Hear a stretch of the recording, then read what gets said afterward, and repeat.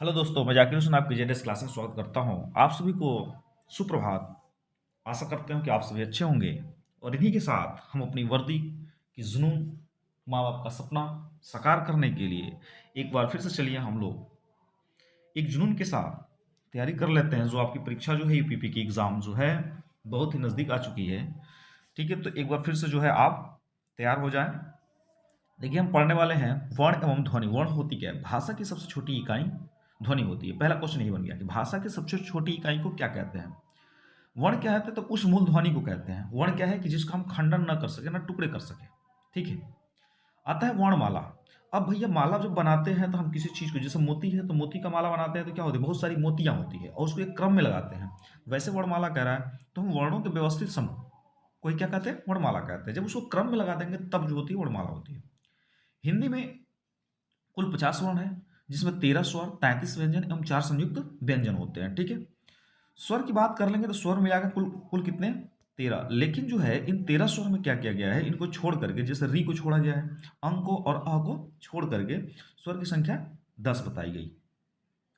अब देखते हैं कि व्यंजन को जो है कितने भागों में बांटा गया है। व्यंजन को कितने भागों में बांट दिया गया है। तो व्यंजन की बात कर लेंगे तो व्यंजन को जो बांटा गया है, देखिए पहला यदि हम बात कर लेंगे तो इसको इसको जो है चार भागों में बांटा गया। एक तो स्पर्श व्यंजन हो गया, दूसरा आपका अंतस्थ व्यंजन, चौथा तीसरा उष्म व्यंजन और चौथा जो है संयुक्त व्यंजन होता है। स्पर्श व्यंजन की संख्या कितनी होती है? तो स्पर्श व्यंजन में कितने वर्ग होते हैं? स्पर्श व्यंजन में कितने वर्ग होते हैं? 5 वर्ग। कवर्ग, चवर्ग, टवर्ग, तवर्ग और पवर्ग होते हैं। अब देखिए, क वर्ग में लेकर क से अंग तक आएगा, च से लेकर य तक, ट से ड़ तक और त थ द न प फ ब म य र। अब देखिए यहाँ तक 5 व्यंजन। तो 5 वर्गों में मिलाकर के हर में 5 हुआ तो 5 इंटू 5 मतलब कितने हो गए? 25 हो गए। आपके टोटल जो हो गई 25। तो स्पर्श व्यंजनों की संख्या जो है पूछ देगा कि कितनी है, तो 25 हो गई। उसके बाद आती है अंतस्थ व्यंजन। अंतस्थ व्यंजन कितने होते हैं? तो य र ल व। क्वेश्चन देखिए यहाँ से बन सकता है आपका कि अंतस्थ व्यंजन की संख्या कितनी होती है, तो 4। या फिर क्वेश्चन ये दे सकता है कि ये बताइए कि य र ल व में से कौन अंतस्थ व्यंजन है, या इनमें से 2-3 दे देगा और पूछ देगा कि अंतस्थ व्यंजन कौन नहीं है। उष्मा की बात करते हैं तो जो रगड़ के साथ निकलती है, जो घिस के निकलती है, जिससे हमें उष्मा निकलती है बोलते वक्त, वह है 4 स और ह। संयुक्त की बात करें छत्रज्ञ ज्ञ और श्र होता है। संयुक्त संयुक्त का मतलब क्या होती है कि ये दो वर्णों से मिलकर बनती है, इसलिए इसको क्या कहते हैं, संयुक्त कहते हैं। आइए देखते हैं संयुक्त व्यंजन।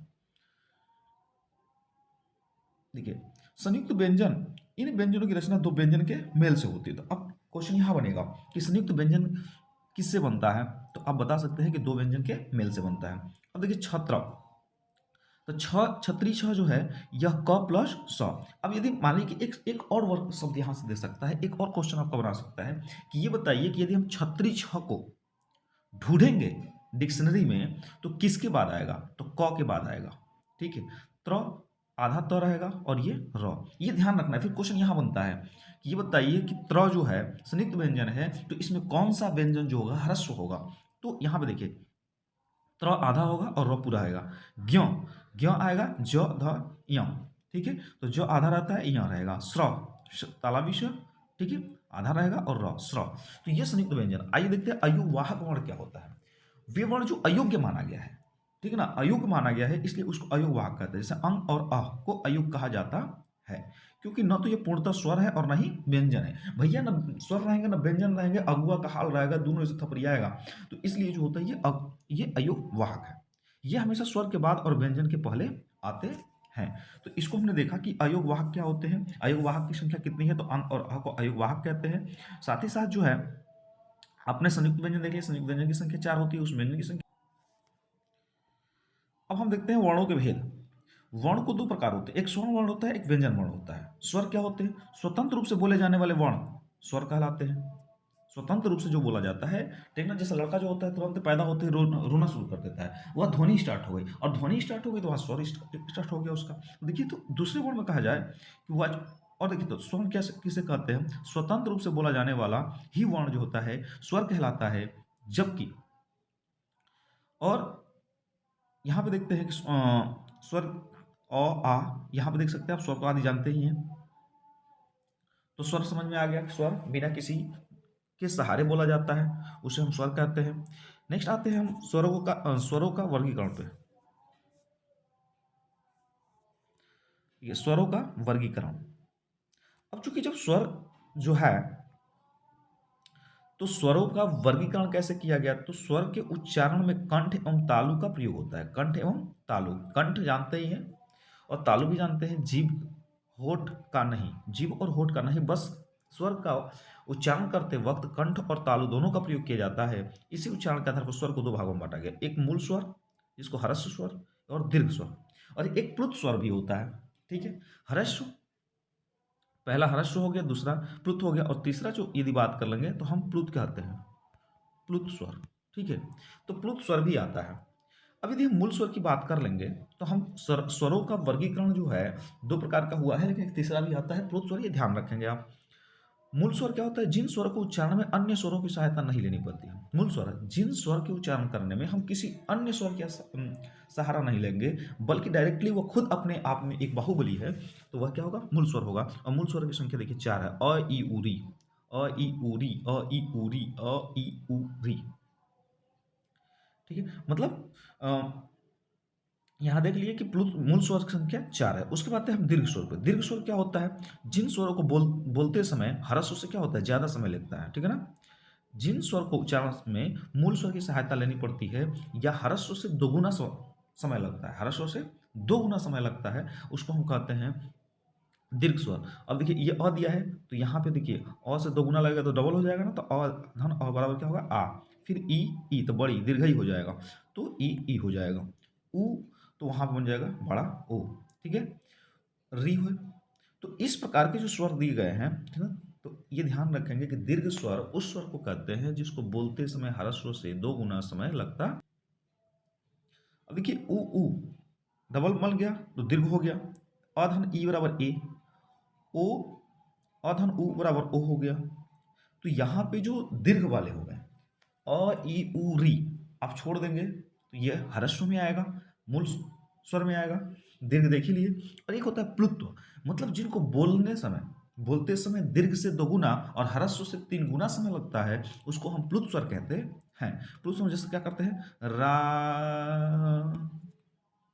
है ना, आप उच्चारण करते ओम, तो इस प्रकार के जो वर्ण होते हैं ना स्वर, इसको हम कहते हैं प्लुत स्वर।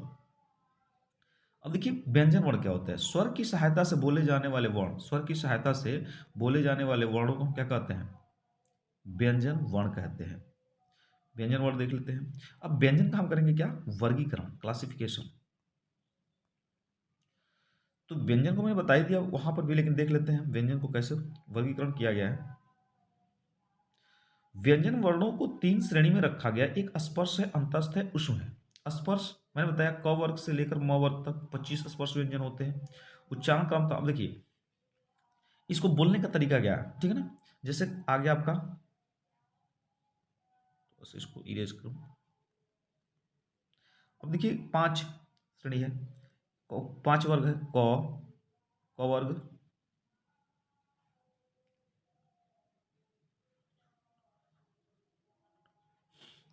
उसके बाद आएगा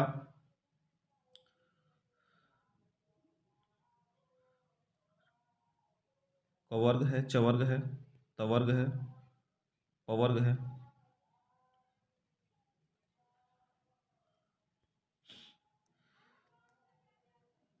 इसमें कौन कौन सा है देखिए, तो क वर्ग है, च वर्ग है, और एक छूट रहा है ट वर्ग। ठीक है ना, एक मिनट, क वर्ग, च वर्ग, ट वर्ग, त वर्ग और प वर्ग। ठीक है, तो इसको बोलने का स्थान क्या है, ठीक है, तो देखिए हम यहां से याद करा देते हैं आपको, के से क, टी से तालु,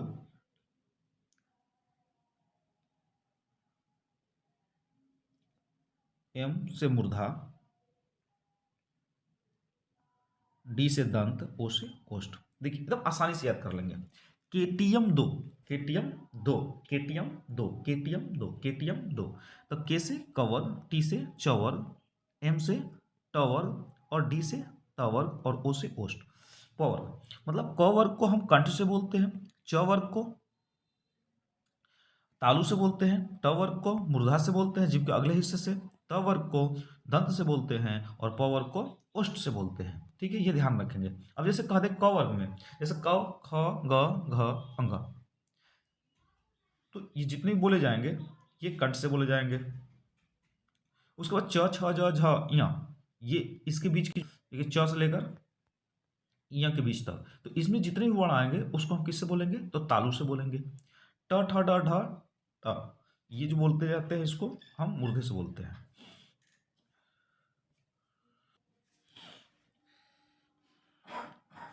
अब आते हैं अंतस्थ व्यंजन पे। अंतस्थ व्यंजन क्या होता है, देखिए अंतस्थ व्यंजन की संख्या जो होती है 4 होती है। यर अलावा अंतस्थ व्यंजन है, ये स्वर और व्यंजन के बीच स्थित होते हैं।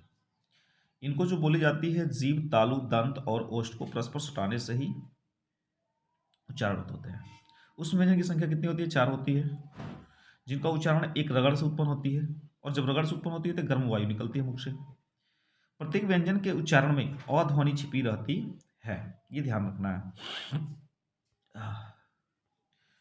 अब चलते हम लोग उच्चारण के स्थान पे सबसे महत्वपूर्ण जो है क्वेश्चन ज्यादा से ज्यादा जो बनेगा, यहाँ पे देखिए नाम दे रखा है, वर्ण दिया है, उच्चारण स्थान दिया है। कंठ वर्ग, कंठ वर्ग में कौन कौन से, देखिए अ आ, पहला उठा लेंगे दो स्वर में, अ आ, क वर्ग, और विसर्ग, विसर्ग अह और ह, ये जो वर्ण बोला जाता है कंठ से बोला जाता है।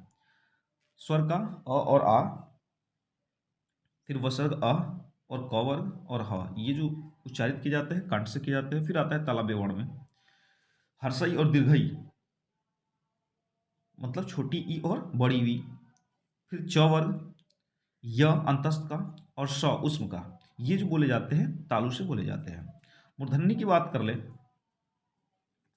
मूर्धन्य वर्ण री, ट वर्ग, र अंतस्थ का और स उष्म का, ये जो होते हैं मूर्धा से बोले जाते हैं, जीभ के अगले हिस्से से बोले जाते हैं। दंत वर्ण में बात कर लेंगे तो त वर्ग और स और ल, ये जो है दंत से बोले जाते हैं। ओष्ठ की बात कर लेंगे उ, आप उ जब बोलेंगे तो मुख से जो होती है गोलाकार रूप में बन जाता है, और साथ ही साथ जो होता है पवर्ग, पवर्ग जो है ओठ से बोले जाते हैं। कंठ तालव्य की बात कर लेंगे, ए और ऐ कंठ तालु से बोले जाते हैं। कंठ और ओष्ठ, कंठोष्ठी दिया है तो कंठोष्ठी वर्ण कौन कौन से होते हैं, तो ओ और औ को, ठीक है, हम कंठ और ओष्ठ दोनों से मिलकर के बोलते हैं। दंत ओष्ठ वाले वर्ण कौन कौन से होते हैं, तो व और फ, ये दंत और ओष्ठ दोनों से मिलाकर बोले जाते हैं। अब आता है नासिक्य वर्ण। नासिक्य वर्ण क्या है कि हर वर्ग का पांचवा वर्ण जो होता है उसको हम किससे बोलते हैं, नाक से, ठीक है ना, उसी को बोला गया है नासिका, अंग, इय, ठीक ना।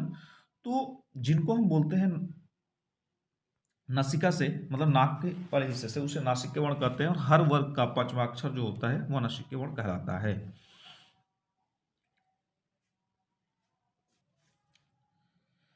आइए देखते हैं अब जो है हम घोष, अघोष और घोष ध्वनि की बात कर लेते हैं।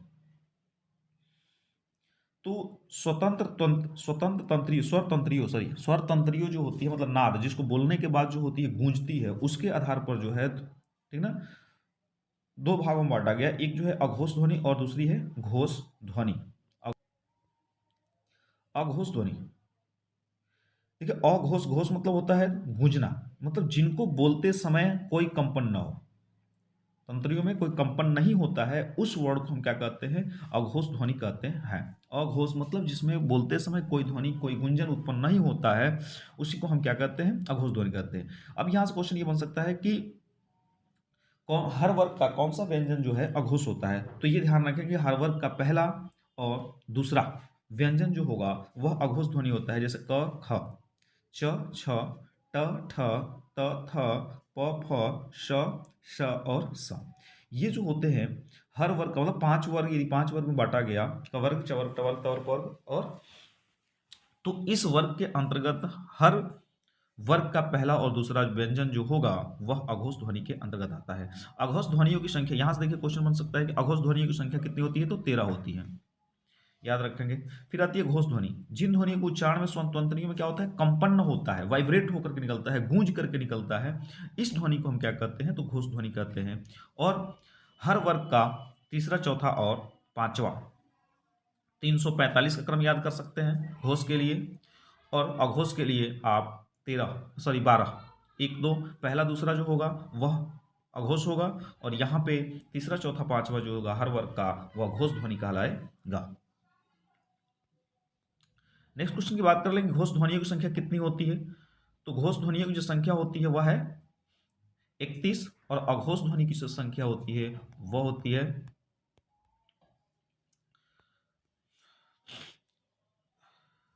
अघोष ध्वनियों की जो संख्या है वह देखिए यहाँ पे देख सकते हैं कि अघोष ध्वनि जो है आपकी वह होती है 13, अघोष वह है 13, और इसी का उल्टा कर देंगे तो 31 जो होती है घोष ध्वनि होती है। नेक्स्ट क्वेश्चन, नेक्स्ट आता है हमारा अल्पप्राण और महाप्राण क्या होते हैं। मतलब मुख से वायु के निकलने के आधार पर जो है फिर वर्णों को बांटा गया है अल्पप्राण और महाप्राण के रूप में। आइए देखते हैं अल्पप्राण और महाप्राण क्या है। देखिए अल्पप्राण उसे कहते हैं जिन वर्णों के उच्चारण से मुख से गर्म वायु निकलती है, ठीक है ना, और कम हवा निकलती है। बोलते समय जो है कम ध्वनि कम हवा निकलती है, उसी को हम क्या कहते हैं, अल्प प्राण कहते हैं। और प्रत्येक वर्ग का, अल्प प्राण में प्रत्येक वर्ग का पहला, तीसरा और पांचवा, ठीक है, 135 का क्रम, 135 का क्रम यदि याद रखते हैं तो हम कह सकते हैं कि यह ध्वनि जो होती है अल्पप्राण होती है। और इसके अंतर्गत जो आता है अंतस्थ व्यंजन भी आता है, य र ल व, य र ल और व, ये जो होंगे हमारे अल्प प्राण के अंतर्गत आते हैं। तो हर वर्ग का पहला, तीसरा और पांचवा और अंतस्थ व्यंजन को हम अल्प प्राण के नाम से जानते हैं। उसके बाद आता है महाप्राण। महाप्राण जो होती है जिन वर्णों को उच्चारण में मुंह से गर्म हवा निकलती है, क्या निकलती है, मुंह से गर्म हवा निकलती है, उसे महाप्राण वर्ग कहते हैं। महाप्राण वर्ग में हर वर्ग का दूसरा और चौथा, मतलब 24 का क्रम याद रखिए, 24। तो 24 और स उष्म व्यंजन 3, तो उष्म व्यंजन और दूसरा चौथा वर्ण जो होता है उसको हम महाप्राण कहते हैं। महाप्राण जब बोलेंगे, ठीक है, इसका नाम ही है महाप्राण। प्राण मतलब क्या होगी, जब हवा जब बोलेंगे तो मुख से बहुत ज्यादा मात्रा में क्या निकलेगी, हवा निकलेगी, इसलिए इसको महाप्राण कहा गया। अब देखिए भाई बालाघात क्या होता है, बालाघात अनुतान, बालाघात या स्वराधार। तो बालाघात का मतलब जैसे सदियों में लिखवाया जा रहा बालाघात, अब कैसे, मतलब उसको तोड़ मरोड़ करके बोलते समय किसी अच्छे या शब्द पर जो बल लगाया जाता है उसे हम बालाघात कहते हैं। जैसे मेरी बुआ की शादी में जुलूल आना, ठीक ना, मेरे मामा की शादी में जुलूल से जुलूल आना, तो इसको क्या कहते हैं, बालाघात कहते हैं, स्वराघात। बालाघात का प्रभाव जो उलझने पर पड़ता है, दिन शब्द में कोई बालाघात नहीं, दिन में दी वर्ण पर बालाघात काम नहीं करता। अब आता है अनुतान, उच्चरित ध्वनि की स्वर लहरियों में उतार चढ़ाव। अब अनुतान क्या होता है, जो हम कंपन करते हैं, ठीक है ना, जो हम उतार चढ़ाव करते हैं, प्रश्न पूछने के तरीके अलग होते हैं। जैसे क्या काम है, क्या काम, तो जो हम उतार चढ़ाव करते हैं स्वर लहर के कारण शब्द तथा वाक्य के अर्थ बदल जाते हैं। जैसे सामान्य कथन में अच्छा, प्रश्नवाचक अच्छा। तो ये देखिए जो हम देख रहे हैं कि इनमें बोलने के तरीके में जो परिवर्तन हो रहा है वही क्या होता है, अनुतान कहते हैं। अर्थात हम कह सकते हैं यहाँ पे कि दोनों वाक्य समान है पर सुर और अनुतान के बदल जाने से प्रश्न का वाक्य कथन दूसरे आश्चर्य का सूचक बन जाता है। देखिए यहाँ पे प्रश्नवाचक अच्छा, अच्छा, तो यहाँ पे आप समझ सकते हैं कि किस प्रकार। अब देखिए संगम क्या होता है, शब्दों और वाक्यों को उच्चारण क्रम में अल्पकालीन मौनावस्था, मतलब शब्द और वाक्यों का उच्चारण कर रहे हैं और जहां पे हम कुछ समय के लिए शांत हो जाते हैं उसी को हम विराम अवस्था को संगम कहते हैं। संगम होने या न होने से वाक्य के अर्थ में अंतर पड़ता है। जैसे दवा खाना, दवा खाना, दवा पीली है, दवा पीली है, मतलब दवा पीली है, यहाँ पे रंग की बात कर दिया। यहाँ दवा खाना, दवा खाना जो है डिस्पेंसरी की बात कर दिया, लेकिन यहाँ दवा और खाना अलग अलग कर दिया। इसका मतलब ये बता रहा है वो दवा खाने